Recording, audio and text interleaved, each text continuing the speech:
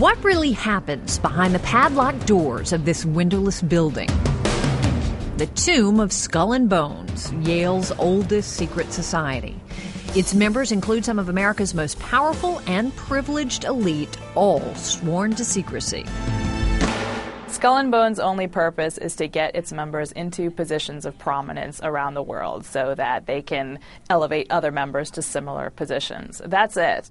Alexandra Robbins broke through the wall of silence to write Secrets of the Tomb, based on clandestine interviews with dozens of bonesmen. Only 15 Yaleys get picked each year. The society includes at least 3 U.S. presidents, Supreme Court justices, and too many senators and CEOs to name. In 2004, Bush versus Kerry was the first all-bonesman presidential election. You both were members of Skull and Bones, a secret society at Yale. What does that tell us? Not much, because it's a secret. And it's that secrecy that has allowed conspiracy theories to run wild on campus. It's great for the freshmen when they come in and they see it across from old campus and nobody really knows what goes on there. There are people who think that they run the world and it's just a giant conspiracy. If you haven't made $1 million by the time you hit 35 or something, they give you $1 million. What I imagine is just like a dark room with a lot of people sitting around it in hooded capes.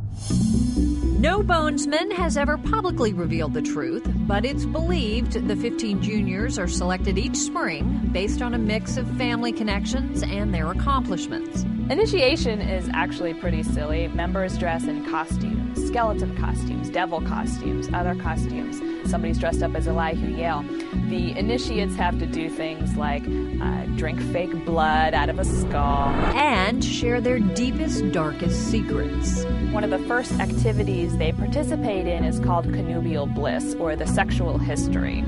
During CB, as it's called, each member must spend an evening standing in front of the other 14 bonesmen and recount his or her entire sexual and romantic history. Legend has it, true bonesmen have gone to even greater lengths to prove their loyalty. According to one such story, Prescott Bush, George W. Bush's grandfather, was part of a group that broke into the Oklahoma burial place of the Apache chief Geronimo and made off with his skull. Judith Schiff, an archivist at Yale's library, says there is some evidence to support the claim.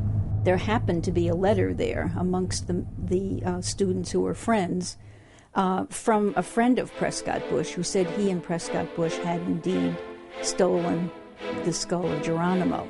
While there is no independent information Geronimo's grave was disturbed back in 1918, there are photos of skulls inside the Skull and Bones tomb. If you saw some of the earlier photographs of the society, their annual picture was always taken around a table on which was at least one skull that they owned. So what's the payoff for all the secrecy, all the elaborate rituals? Well, here's the thing.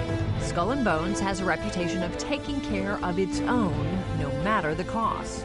They will come to the aid of families if a man dies unexpectedly without money.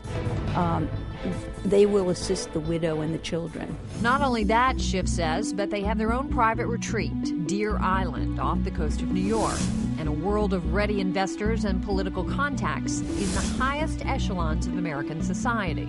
Each member gets a catalog of the members of the society. It lists where they live, what they do, a little bit about their resume, how you can contact them. But the biggest mystery of all, what exactly is the point? Setting aside all the legend and myth, what has kept this secret society alive for all these years?